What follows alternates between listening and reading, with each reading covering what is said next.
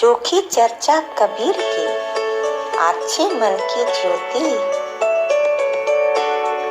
संगति बंदी छोड़ संत के भले, कृति प्रभु की नेकी।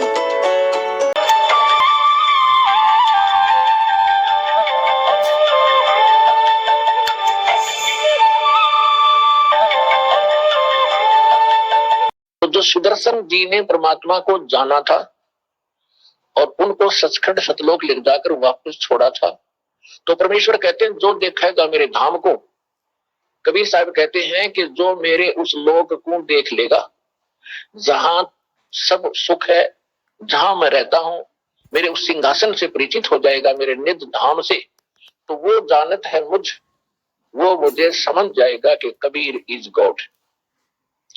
और गरीबदास तो से कहूं सुन गायत्री गुज, कबीर परमेश्वर जी ने अपनी प्यारी आत्मा आदरणीय गरीबदास साहिब जी से कहा था कि मैं तुझे एक गुप्त गायत्री बताता हूं, गुप्त रहस्य बताता हूं, गुप्त ज्ञान बताता हूं कि मुझे वही परमात्मा मानेगा जो मुझे सतलोक में देख लेगा उस समय।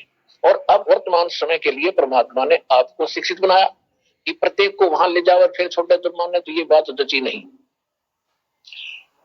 तो इसलिए आप जी को शिक्षित किया है कि आप प्रमाणों को देखकर सत्य मानोगे और अपना कल्याण करा के सदा सुखी हो जाओगे।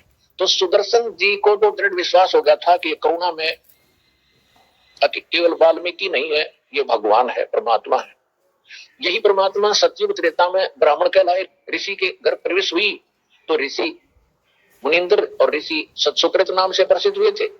द्वापर में वाल्मीकि नाम से प्रसिद्ध हुए थे, वाल्मीकि जाति में प्रकट होने के कारण, वहां प्रवेश होने के कारण। तो सुदर्शन जी को विश्वास दृढ़ हो गया था, लेकिन उसके माता पिता ने परमेश्वर कबीर जी को भगवान स्वीकार नहीं किया था। किसके माता पिता ने? सुदर्शन जी के माता पिता ने। और सुदर्शन जी के बार बार विनय करने के बाद भी वो दोनों नहीं मानी थी, कति नहीं माने कि नहीं भाई झूठ बोल रहे, तेरी बात में हम नहीं मानेंगे बेटा। राम और कृष्ण, यानी कृष्ण तो था ही उस समय, उनका बोलबाला हो रहा था, लेकिन श्री राम की तो खूब पुजारी थे। विष्णु और शंकर जी से ऊपर कोई भगवान नहीं है। और फिर उनकी मृत्यु होगी। मृत्यु के उपरांत परमात्मा ने कहा था कि सुदर्शन आप किस टेंशन में रहते हो, आपका भक्ति में भी मन कम है बेटा, आपको क्या चिंता खा रही है? क्या अपने माता पिता के दुख से दुखी है? अपने माता पिता की मृत्यु से दुखी है? तो तुम्हें उनकी याद आती है क्या? सुदर्शन जी ने कहा था कि हे परवरदिगार, आप अंतर्यामी हैं, दास को उनकी याद नहीं आ रही है, वो तो वृद्ध इतने हो गए थे, उनका जाने का समय सही था। मुझे टेंशन ये खा रही है कि इतनी अच्छी आत्मा, कभी किसी की आत्मा दुखाई नहीं, अपना हैंड टू माउथ और करके खाया, कभी किसी को सपने में भी कष्ट होने नहीं दिया, और ऐसी अच्छी आत्मा और बगैर भक्ति के चली गई। परमात्मा, मुझे ये दुख, ये टेंशन खा रही है। अब उनकी के दुरुक्ति हो रही होगी ना, कोई पशु बनेंगे, कभी पक्षी बनेंगे, कभी किसी योनि में जाएंगे। मुझे इस बात का दुख है कि उन्हें एक नहीं मानी, कितना पहाड़ सा कष्ट सिर पर रख लिया। मेरी एक अर्जी है भगवान, अब तो वो माने नहीं, आप तो समर्थ हो, कभी भी किसी जन्म में परमात्मा उनको जरूर शरण में लेना। और आप तो ऐसे समर्थ हो, जब एक बार शरण में ले लेते हो, दाता पार करके ही छोड़ते हो। मैं बहुत समझाया करता अपने माता पिता को, एक बार आप दीक्षा ले लो, लेकिन वो माने नहीं। परमेश्वर ने सोचा कि कलयुग में, इस द्वापर युग में एक भगत ठीक से सुलझा है, और अब ये माता पिता की टेंशन लिए बैठा है, बेशक ऊपरले मन से ये कुछ भी कह रहा है, लेकिन अंदर में इसका ये दोष भरा हुआ है। और माँ की और पिता की ये टेंशन, ये चिंता इसको बनी रही अंत समय में, तो मृत्यु के उपरांत ये वही जन्म लेगा जहां वो जन्मे। एक विधान है परमात्मा का, जहां आशा ता बासा हुई और मन कर्म वचन सुमरियो सोई। तब परमेश्वर ने कहा कि बेटा यह टेंशन छोड़ दे, मैं वायदा करता हूं तेरे माता पिता को शरण में भी लूंगा और इनको मुक्त भी करूंगा, लेकिन ये नहीं कहूंगा कि वो जल्दी ही मुक्ति प्राप्त करेंगे, क्योंकि उन्होंने तो भक्ति बीज बोया ही नहीं। भक्ति बीज बोया जाएगा, फिर सींचा जाएगा, तब वो चलेगा। इसमें बहुत से जन्म लग जाते हैं। तो सुदर्शन इस प्रॉमिस से, परमात्मा के इस वचन से संतुष्ट हुआ कि मालिक परमात्मा जो प्रॉमिस करते हैं, जो वायदा करते हैं, वो कभी कच्चा नहीं करते, ये भगवान है। और उस दिन के बाद वो निश्चिंत हुए, अपना परमात्मा की भक्ति करके मोक्ष प्राप्ति की। अब जो सुदर्शन जी के माता पिता थे वही आत्माएं बनारस शहर में, काशी शहर के अंदर ब्राह्मण के घर जन्म था। गौरी शंकर नाम उस पुरुष का था और सरस्वती नाम उस स्त्री का था। जो सुदर्शन जी के माता पिता वाली आत्माएं ही वो ऐसे जन्मी थी। दोनों का विवाह हुआ। गौरी शंकर जो था बहुत ही भगवान शंकर के पुजारी थे और निष्पक्ष ब्राह्मण थे, किसी को मिसगाइड नहीं करते थे, भगवान शंकर के कट्टर पुजारी थे और भगवान शंकर की कथा यानी शिव पुराण की कथा सुनाकर अपना जीवन निर्वाह कर रहे थे। जो भी उनको दक्षिणा मिलती थी उसी दक्षिणा से अपना निर्वाह चलाते थे कथा करके, लेकिन किसी को भ्रमित नहीं करते थे, ना कोई पंडिताई करते थे कि तेरे श्राद्ध निकाल दूंगा, तेरे ऐसे कर दूंगा, ऐसा नहीं करते थे। और जो दक्षिणा आती थी दक्षिणा, उस दक्षिणा से ही वो अपना निर्वाह चलाते थे, उसी में से फिर दान धर्म भी करते थे, संग्रह संचय नहीं करते थे। ऐसी शुद्ध आत्माएं थी। उसमें बनारस के अंदर मुसलमानों का बोलबाला था। मुसलमान दिल्ली के बादशाह मुसलमान ही हुआ करते थे और मुसलमान ये दाव देखा करते थे कि जो हिंदू धर्म का ज्यादा प्रचार करता है उसको पहले कंडम किया जाए। गौरी शंकर सरस्वती की बहुत महिमा थी काशी में कि बड़े निष्पक्ष ब्राह्मण हैं, बड़े अच्छी कथा सुनाते हैं, निष्पक्ष और निस्वार्थ कथा करते हैं, किसी से कुछ मांगते नहीं, अपनी स्वेच्छा से कोई आ जाता है तो उसी से वो संतुष्ट रहते हैं।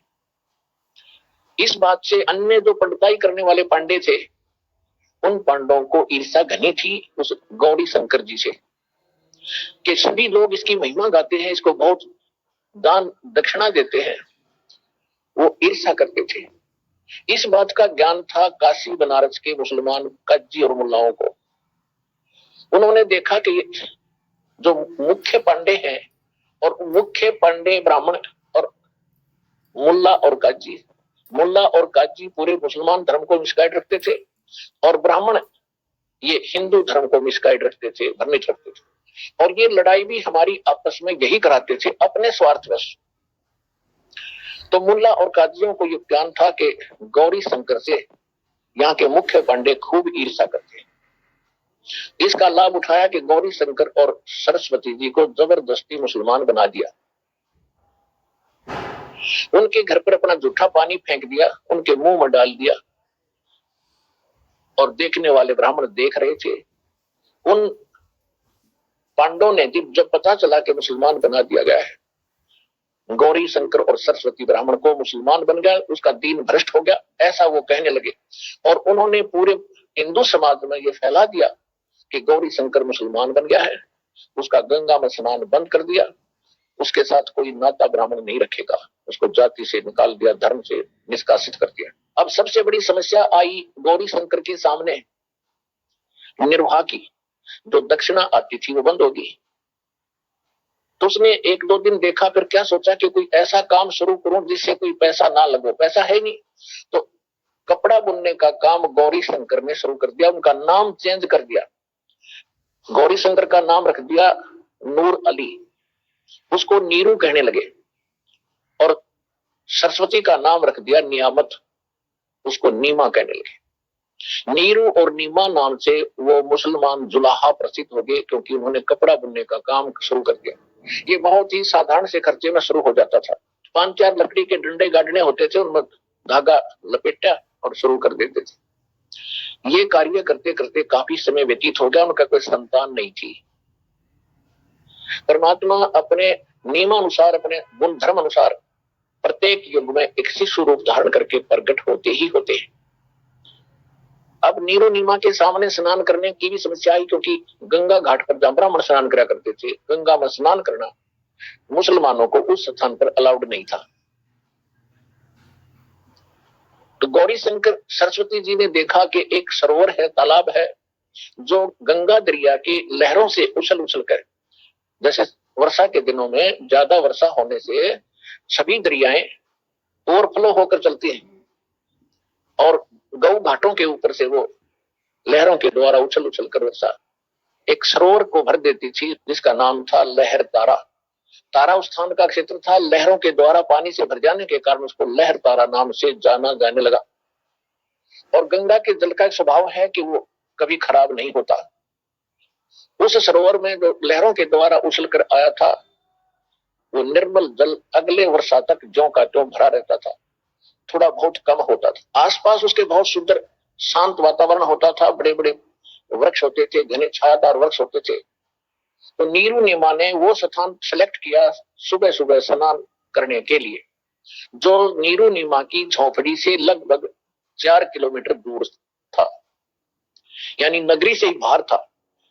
तो प्रतिदिन वो वहां स्नान करके आते रहे, दोनों जने जाते थे। वो भले ही मुसलमान बन गए थे लेकिन शंकर भगवान उनके हृदय से आज भी उतरा नहीं था। उधर से स्वामी रामानंद एक ब्राह्मण पंडित, वो द्राविड़ देश से चलकर काशी शहर में इसलिए आए कि ये काशी जो नगरी है ये भगवान शिव की मानी जाती है, और भगवान शिव की नगरी में अन्य पाखंडी ब्राह्मणों ने अपनी बकवादें शुरू कर रखी हैं, सच्चाई को उन्होंने भुला दिया है।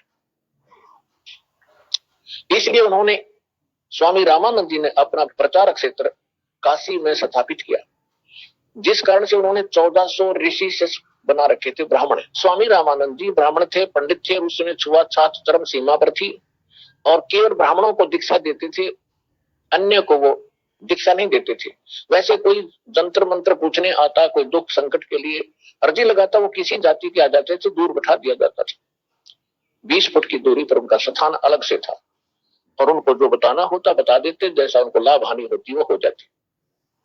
1400 ऋषि ब्राह्मण वक्ता बना रखे थे, प्रचारक बना रखे थे, और 52 द्वारे लगाया करता था, 52 दरबार बना रखे थे उन्होंने, जहां पर वो रह कृष्ण जाया करते थे स्वामी रामानंद जी, और स्वयं भी वहां सत्संग करके आते रहते थे। उन 1400 ब्राह्मणों में से एक ऋषि का नाम था अष्टानंद। अष्टानंद जी भी प्रतिदिन उसी सरोवर लहर तारा तालाब के ऊपर स्नान करने के लिए जाया करता था, और कुछ देर तक स्नान करने के बाद वहां के शांत वातावरण में सुबह सुबह प्राकृतिक सौंदर्य का नजारा भी लेता था, और साथ में अपने गुरु स्वामी रामानंद जी द्वारा बताई गई भक्ति वो साधना भी वहां किया करता था। और उसी सरोवर पर ये नीरू और डीमा दोनों स्नान करने के लिए जाया करते थे। वैसे तो ये ब्राह्मण बहुत छुआछूत किया करते थे, लेकिन परमात्मा की ऐसी रजा थी कि अष्टानंद स्नान करके नहा धो के अपना वक्त से साधना करके आ जाता था। उसके बाद नीरू नीमा स्वाभाविक जाया करते थे। इनका कुछ ऐसा समय सेट हो रहा था कुदरती, नहीं तो ये ब्राह्मण लोग उस समय इतने हवा में उड़ रहे थे, यदि उस सरोवर में मुसलमानों भी धानक स्नान कर ले तो वो उसमें छुआ भी कोई नहीं, पैर भी ना रखे, ऐसी भी स्थिति इनके मन में गलत थी। तो परमात्मा ने अपना वो एविडेंस यानी विटनेस बनाना था अष्टानंद जी को, ऐसी सेटिंग रखी। अब ज्येष्ठ सुदी पूर्णमासी विक्रमी संवत 1455 और सन 1398 जेठ उतरते की पूर्णमासी, और सुबह ब्रह्म मुहूर्त में, ब्रह्म मुहूर्त होता है सूर्य उदय होने से लगभग 1.5 घंटा पहले का जो समय है उसको ब्रह्म मुहूर्त कहा जाता है। तो ब्रह्म मुहूर्त के अंदर नीरू नीमा प्रतिदिन स्नान करने के लिए जाया करते थे। तो परमात्मा उसी समय में एक शिशु रूप धारण करके ऊपर से सतलोक से नीचे आए। अष्टानंद जी साधना करने की कोशिश कर ही रहा था, कभी आंखें बंद कर रहा था, कभी खोल रहा था। इतने में क्या देखा कि आकाश मार्ग से एक तेज पुंज का गोला सा, प्रकाश का गोला आ रहा है, जैसे तारे टूटा करें। आप देखते हो तारे टूटते हैं, लेकिन तारे टूटने का प्रकाश बहुत छोटा होता है, वो प्रकाश बहुत ज्यादा था। तो अष्टानंद जी ने सामने देखा, वो बहुत गति से प्रकाश नीचे को आ रहा था। अष्टानंद जी की जो चरम दृष्टि थी, आंखें सहन नहीं कर सकी, ऐसे देखते आंखें बंद होगी, क्योंकि वो प्रकाश बहुत ज्यादा रोशनी थी, ज्यादा तेज था। आंखें जब बंद हुई तो उसने क्या देखा कि ये कोई शिशु है, जैसे हम सूर्य की ओर देखते हैं और हमारी आंखें जो है उसको सहन नहीं कर सकती सूर्य के प्रकाश को। हम या तो दूसरी साइड में कर लेते हैं या आंखें बंद करते हैं। तो हम क्या देखते हैं कि सूर्य का आकार प्रकाश रहित दिखाई देता है, एक गोला सा। इसी प्रकार अष्टानंद जी को जब उसने आंखें बंद की तो बालक शिशु रूप दिखा, बगैर प्रकाश का, प्रकाश रहित रूप, आकार बालक का। और जो ही जब उसने दोबारा आंखें खोली तो वो प्रकाश लहर तारा तालाब के अंदर एक कोने में सिमट गया था। ब्रह्म मुहूर्त के अंदर कुछ अंधेरा बहुत होता है। अब अष्टानंद असमंजस में पड़ गया, आश्चर्यचकित हुआ कि ये क्या हुआ भाई। अब उसने सोचा कि ये हो सकता है मेरी कोई आध्यात्मिक जो साधना है इसका कोई प्रतिफल हो। तो इसकी जानकारी प्राप्त करने के लिए अष्टानंद जी उठ कर चल पड़े और अपने पूज्य गुरुदेव जी रामानंद जी के पास इसका समाधान जानने के लिए चल पड़े। अब गुरु जी के पास जाकर उसने पूछा कि हे गुरुदेव, आज आपके बालक ने एक ऐसा आश्चर्य देखा, आकाश से प्रकाश पुंज आ रहा था, प्रकाश का गोला घनी स्पीड से आया था और उसको जब मैंने देखा मेरी आंखें सहन नहीं कर सकी उस रोशनी को, आंखें मेरी बंद हो गई। आंखें बंद होने पर स्वामी जी, हे पूज्य गुरुदेव, मैंने एक शिशु को देखा, जैसे सूर्य की तरफ देखकर आंखें बंद करते हैं, प्रकाश रहित आकार दिखाई देता सूर्य का, ऐसे मैंने एक बालक देखा। ये मेरी कोई भक्ति की उपलब्धि है या कोई मेरी भ्रम है, मेरा ये निवारण करो शंका। तो स्वामी जी को जैसा ज्ञान था वो यही मानते आए हैं कि भाई इनके भगवान तो मां से ही जन्म लेते आए, रामचंद्र जी, श्री कृष्ण जी, और भी जितने ये कपिला जी, जितने 9 भगवान मानते हैं, 25 मानते हैं, सारे मां से ही जन्म लेते रहे। तो स्वामी जी ने कहा कि ये ऊपर के लोगों से कोई महापुरुष, कोई अवतार गण आते हैं तो उनकी ऐसे ही लक्षण होते हैं। अब वो इस काशी शहर में किसी माँ के गर्भ में जन्म लेंगे बेटा, और बालक रूप में जन्म लेकर के वो अपना जो भी उनका उद्देश्य लेकर आते हैं वो पूरा करेंगे। ये ऐसे लक्षण उस समय होते हैं जब ऊपर से कोई अवतार गण आते हैं। अब अष्टानंद जी संतुष्ट हुए, गुरु जी जो समाधान कर देते हैं वो फाइनल होता है। उधर से वीरू नीमा 65 वर्ष के हो चुके थे, उनको कोई संतान नहीं थी, भले ही मुसलमान बन गए थे पर भगवान शंकर से उनकी आस्था हटी नहीं थी। अब एक और समस्या होती है हमारे सामने कि जैसे भगत और जगत के अंदर जो आपस में मतभेद रहा है, इसी बात पर रहा है कि जो अध्यात्म मार्ग के जो विचार होते हैं वो जगत से विपरीत होते हैं। और जगत ये कहता है कि जिसके संतान नहीं हो तो मनहूस व्यक्ति है। और यहां तक मानते थे इन हमारे नकली गुरुओं के भ्रमित किए हुए कि सुबह सुबह निसंतान व्यक्ति के तो दर्शन भी नहीं होने चाहिए, सारा दिन व्यर्थ जाता है। अब उनकी ज्यादा मौत हो जाती है, ज्यादा दुखी हो जाते हैं, तो संतान का अभाव, ऊपर से इस प्रकार की उनके मन में शंका रहती है कि तुम्हें देखकर इनके मन में क्या आया होगा। तो ये और एक दीमक उनके मन में लगी रहती है। और यदि वो सत्संग सुने परमात्मा का, यानी उनको सतगुरु मिले, सतगुरु मिले तो इच्छा मेटे पद्म पदे समाना, और चल हंसा उस लोक उठाऊं जो आद अमर स्थाना। सतगुरु ना मिलने से इस प्रकार की बकवादें मन में समाज में चला करती हैं। और सतगुरु संत आते हैं, परमात्मा के यथार्थ विधान से परिचित होते हैं, फिर इन समस्याओं का समाधान सहज में हो जाता है। अब अध्यात्म यानी सूक्ष्म वेद के आधार से जिनको संतान नहीं है वो 1 नंबर की पुण्यात्मा है, घड़ी नेक आत्मा है। लेकिन समाज के अंदर 99.99% लोग ऐसी धारणा के हैं, वैसे 100% हैं कि जिनका संतान नहीं उनकी कोई जीवन नहीं। अब ये ऐसा क्यों है कि वो बहुत अच्छी पुण्यात्मा है? पुण्यात्मा तो सभी हैं। सामाजिक दृष्टिकोण से यदि आपको संतान प्राप्त है तो बहुत अच्छी बात है, बुरे नहीं हो। कौन बुरे नहीं है? जो भक्ति कर रहे हैं, परमात्मा की खोज कर रहे हैं, वो भी बहुत पुण्यात्मा है। और जो मनुष्य जीवन पाकर के सब कुछ है उनके पास और भक्ति नहीं कर रहे तो वो तो बिल्कुल कर्महीन प्राणी है। अब दास ने क्यों कहा कि जिनके संतान नहीं है वो बहुत अच्छी आत्मा है? ये अध्यात्म मार्ग है, इसमें हमारा यहाँ पर जो संस्कार है, ये संस्कार हमारा एक दूसरे का ऋण है हमारे ऊपर। उस ऋण के आधार से कोई पशु बनता है, कोई हमारा बैल बनता है, कोई भैंस बनती है, कोई गाय आती है, तो वो पिछले जन्म में कोई ना कोई हमारे संस्कार से जुड़ती है। और जब उसका संस्कार पूरा हो जाता है वो या बिक जाती है या मर जाती है। और ऐसे ही जो पुत्र पुत्रियां हैं ये भी अपना संस्कार होता है। देखो आप सुन रहे